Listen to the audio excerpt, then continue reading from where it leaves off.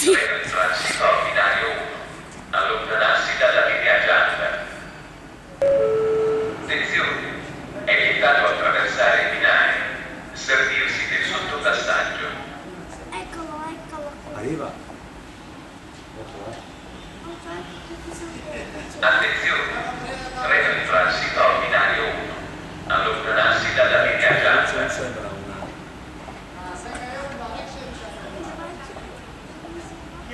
Zebrata rossa? Sai che non vengo a vedere Mauro?